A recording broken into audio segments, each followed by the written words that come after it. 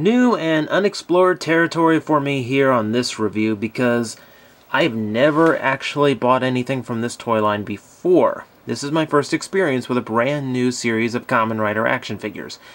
Well, I say new, it's new to me, it's not necessarily new, but I'm rambling now.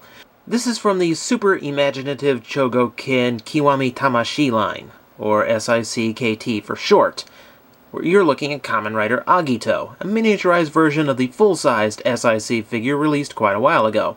This is a tiny toy line. There is a motion revive for comparison, and for those unfamiliar with Bugman who just clicked on this accidentally hoping it was a Transformer review, there is a Marvel 3 3/4 inch figure.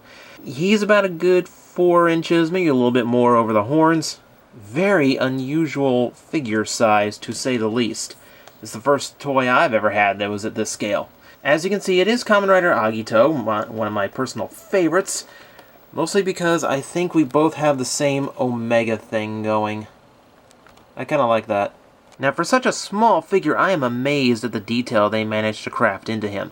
You can see those insectoid eyes shining back at you and reflecting underneath the translucent red plastic. You've also got a ton of gold paint forming not only his little bug mandibles, but also these huge horns, much thicker and beefier than the normal Agito design.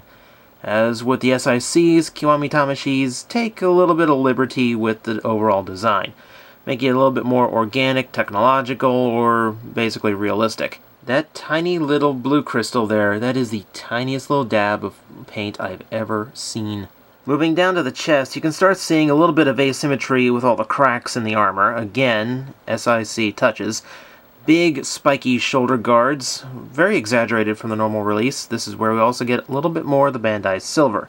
Of course, the gold is beautiful here as well. Moving down to all of this little intricate detail in the arm molding and on the wrist cuffs all the way around with the silver trim. Get to see one balled up fist here. The belt, always a vital piece. It's been slimmed down and a few edges have been sharpened to kind of match a little bit of the sharp aesthetic on the shoulders and helmet.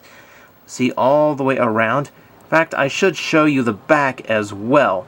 You can see it's a more solid looking belt design. And you've got some strange brown detailing here, almost like an exoskeleton or shell, or these wings that haven't quite formed on someone who is still going through evolution. All the molded detailing all the way through the legs, you can see it there, especially on the side, all the way down to the knee, again painted in gold, and a few more cracks on both of the shin guards leading to the ankles. Feet are actually kind of plain, a little bit of molded detail. Now, this is far, far more detailed than the normal Agito design, which is quite simple being an older Heisei rider. In fact, just looking at the motion revive, you can see a real level of detail difference between the two.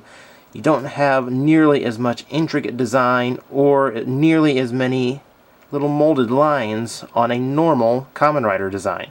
That's really what sets SIC apart, and I'm glad to see that even in a smaller scale, they can really work in a ton of that detail. And much to my surprise, most of the articulation I've come to expect from SICs has survived to this level as well. The part I should bring up first, of course, will move from the neck down. It is a double-jointed neck, both at the top and the bottom, both on ball joints. I will say, the neck does look a little bulgy at the wrong angle. It's because it's trying to blend up into the sides of the helmet for a more organic look. Unfortunately, it's got to leave a little bit of a gap for that ball joint in the neck. Little sacrifices to be made. It should actually be just a little bit shorter than it is, but it doesn't really get to me that much.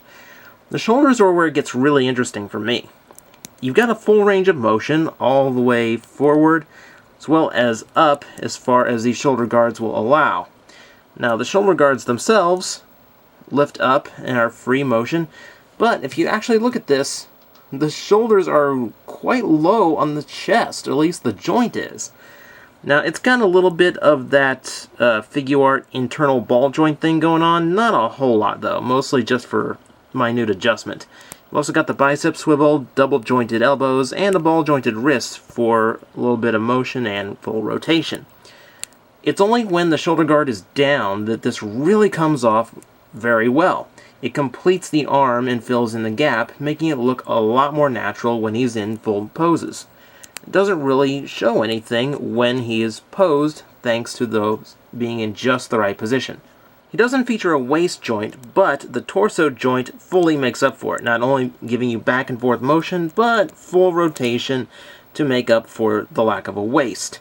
Down at the hips, just like an SIC, you do have a limited outward stretching. However, it makes up for it in forward and backward motion, which allows you to deliver more of the kick poses you'd come to expect from a Kamen Rider, both standing and jumping if you've got a display for that kind of thing. Just below the hip there is also a rotation, which does not break the flow of this design thanks to a little bit of intricate engineering. The double jointed knee is fantastic, all the way back around. You also have a fully rotating ankle joint as well as a swiveled foot. Swivels on the feet are a must these days, it seems. I rarely run into a figure that doesn't have them anymore. Also, just so you have something to look for, his right foot has an Agito face molded into it. I'm not quite sure why. It is kind of amusing though. Now the trick here is accessories, because of course everyone knows what happened with the Figuarts release of Agito. The reason I haven't reviewed mine, despite my love of the toy, is because of how frickin' limited it is, with only one extra set of hands and no accessories. The accessory thing is because Agito ground form has no weaponry, so this one doesn't have any either. But he does actually have a selection of hands that make a little bit more sense. Mostly. When I say that, I mean these. Hands for holding things.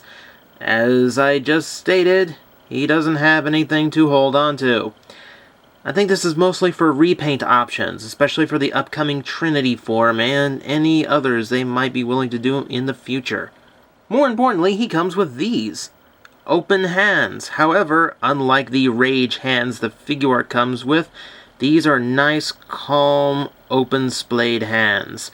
These are much nicer for poses, and you can actually perform some of Agito's signature poses with them.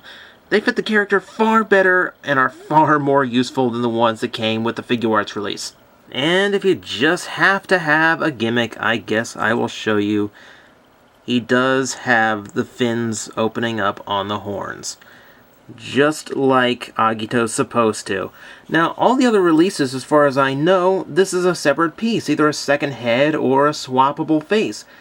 This is on a hinge that's just embedded inside the head mold. Why wasn't this how they were doing it from the start? It works very cleanly and effectively. It also gives you some nice display variety if you've got the stand for this kind of thing, or if you just want to have him ready to deliver the rider kick. And actually, that's pretty much it. SIC KT Agito is a pretty simple toy. True, he lacks accessories, but what he does do, he does extremely well. And as far as I've been told, is one of the best of the Kiwami Tamashii line. If you're looking to get into it, this is a really nice place to start. Oh, and the big advantage of SIC KTs? Price. For as much detail and articulation as you get out of one of these, they are priced to move compared to any other collector's lines that are produced for Kamen Rider. This one came from HobbyLink Japan, and I've given you a link below in the description so you can check out the price for yourself and be amazed at how much you get for such a low price. Now, Blade, Den-O, Ryuki, Hibiki have all been released in this line so far, and they seem to follow whichever one has been released in the main SIC line to date. But for me, I think my first priority, I'm going to have to get a bike for this guy.